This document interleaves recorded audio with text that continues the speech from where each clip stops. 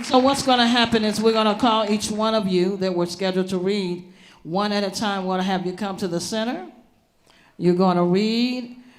We're going to give you some prizes. You're going to take a picture with Sabrina Fulton, and if you'll stand to the back of the wall so we can get a group picture in the end, okay? Am I ready to start? Okay. This is a spoken word, and it's kind of about how our generation needs to change, where if it can't start with another generation, it needs to start with us. A change is what this generation needs. We need this change now. The Gen Zs, Millennials, Gen X, and Boomers need an uprising. The people in general need a change. People need to stop the hate and all the racial bias. The generation need to show that all of them are equal. The generation need to show that all lives matter. The whites, blacks, Latinos, Hispanics, Asian, and Chinese need to understand that not just one of them is important. They all are, and some are fighting for their cultures and beliefs. People face hate, racism, and discrimination each day. So instead of hating and bringing people down, let's bring them up.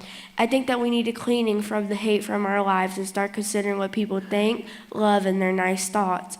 And stop listening to people's hate, racism, discrimination, and mean thoughts. Let's be equal and bring the hate to silence and bring your uplifting voices to present. Sincerely, Kim Jones.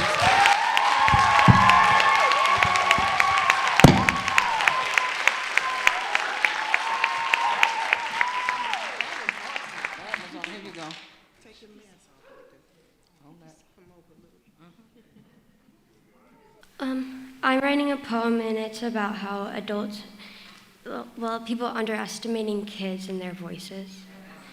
And I have a slight stutter, so sorry about that.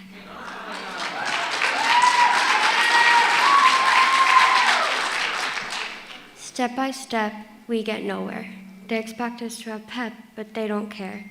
If we were happy or sad, angry or relieved, they don't care about us. We could be dying, and they expect us not to create a fuss. When we are crying, we can't show emotion, or we get sent to therapy. All for the notion that kids never have clarity. What are we but kids that don't have ideas, kids that can never be free? They think that we don't deserve the pieces of a safe nation, of a clean world.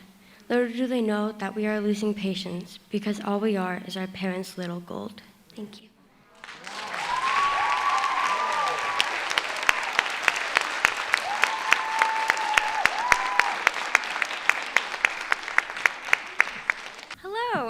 So my poem is titled Never Alone. It's about COVID. Okay.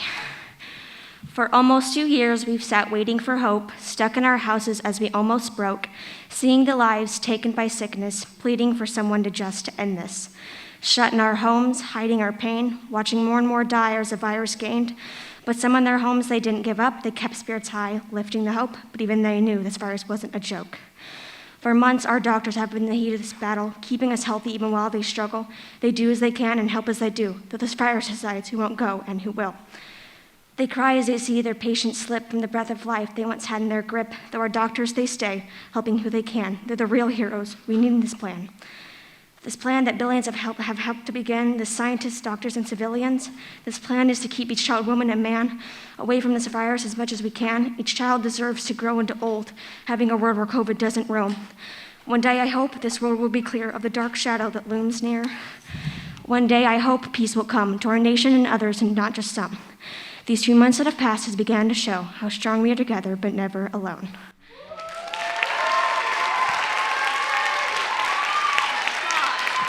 Let's give her another round of applause.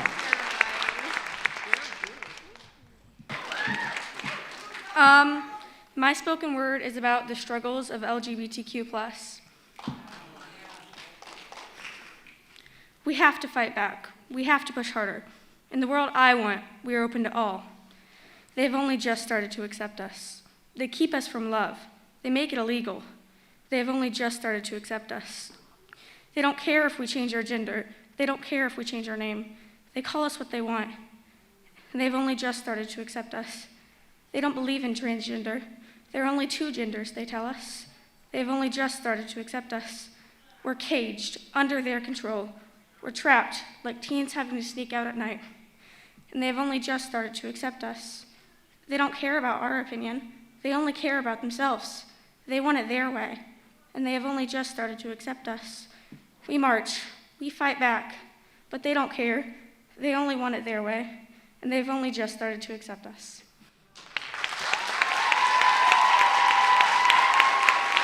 All right, Aspyn.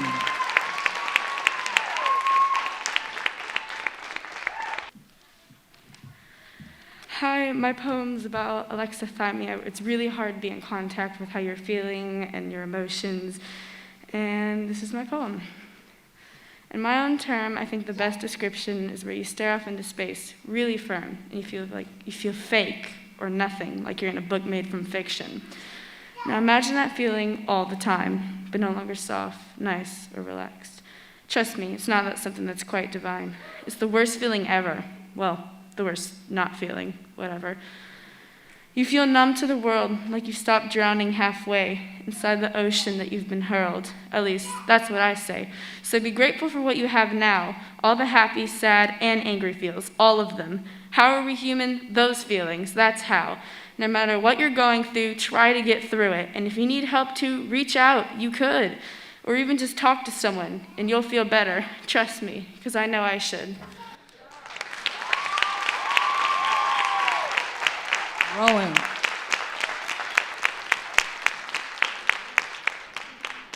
Young people, she said, reach out. My spoken word is about climate change and how it's being bad right now. It's time for action. We can't just sit around and wait for the world to get rid of climate change. We are the ones that cause climate change, and it's time for us to be the ones that get rid of it. You look around us today, and you will find so many things that climate change has done to the world. It's time to wake up, so let's do it before it's too late. Yeah.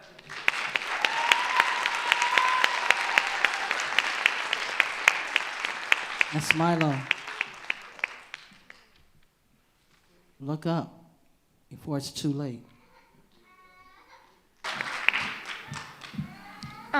This is all sarcastic. You can't hate, you have to be kind and relate. Your body has to look great. But I swear, this isn't sexism. We live in a modern utopia. This isn't a real phobia. You claim it's like we have myopia. But I swear, this isn't xenophobia. You're less than us, you're just less. We won't show your death in the press. We'll continue to disguise your distress.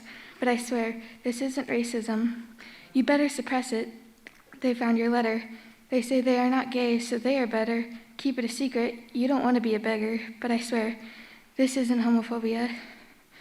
You think you're a boy? You can't. You're not a real girl, so stop this chant. There's only boy and girl. I don't want to hear your rant. But I swear, this isn't transphobia.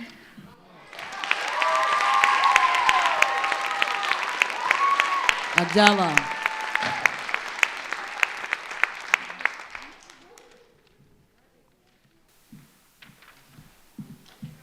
Hey, okay.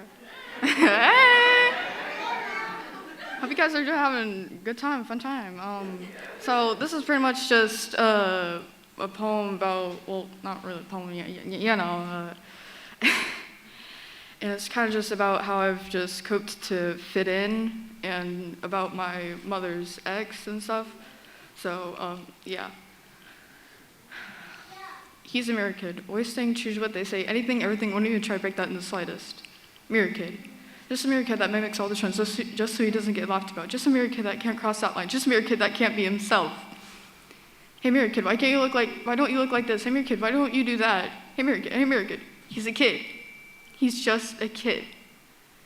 He's just a kid that got shown the answer light too early. He's just a kid that can't draw the chocolate the same way that the other kids do. He's just a kid that can't even look that adult man in the eye without being called stupid. He's just a kid that got bullied by a grown man, still not called that man a good enough person.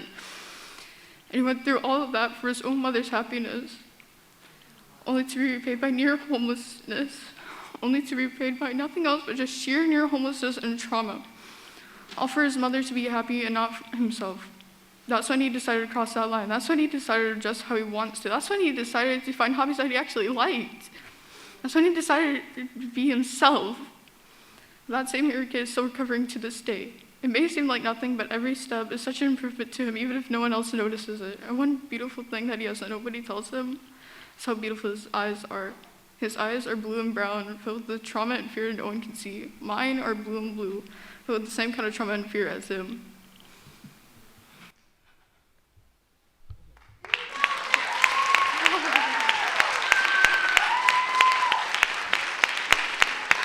Ladies and gentlemen, Noop.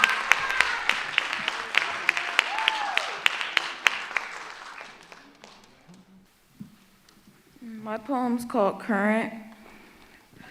Goals. Goals are small things. Why set a goal when you can dream? Dream big, dream bold, dream bright, dream to the dark past the light. And the thing I've always liked is the possibilities of the different types of dreams. There's some where dreaming is just living, breathing with the knowing the heart's beating. And then there's the accomplishment-seeking ones, making pavements for new foundations in their creations. Then there's the ones unknown or just waiting to be created. And not all eyes will sparkle at the inventions, and not all voices will be filled with glee. They don't see what your vision is, that's why it's your mission to cause a collision with their perspective and your idea. A dream is just that unless made real. It's a substance you may not see, but you most definitely can feel. It's a silent scream and a blood-stained chill. It's persistence, perseverance, and will. It's something much more than just trying your best and studying hard. It's being broken to the point where you can barely function and still get 50 miles in a yard. Fear is two different things because fear has more than one meaning. So will you face everything and rise or run because of fright? A dream is not something you chase, and it's okay to wait, but don't sit till it comes, because truthfully, a dream is something that is made. With the mind and heart and with my mentality, blood, a dream is just that, an image displayed in the mind that becomes a played out act. You just need an actor whose transformation and transitions can adapt to situations that are at least minimally good in your set. Because a dream starts with the mindset that turns into action, so will you be prepared when it's time to roll the cameras?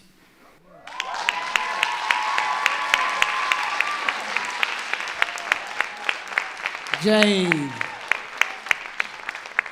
This actually concludes our program, but I want to remind you that right outside Miss Poet, now listen, y'all can't have a whole conversation with her.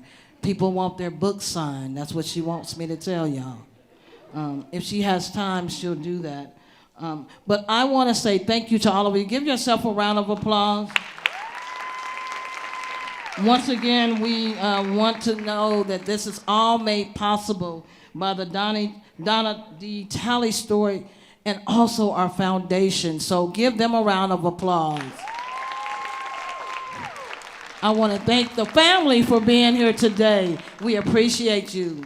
We do not take that for granted.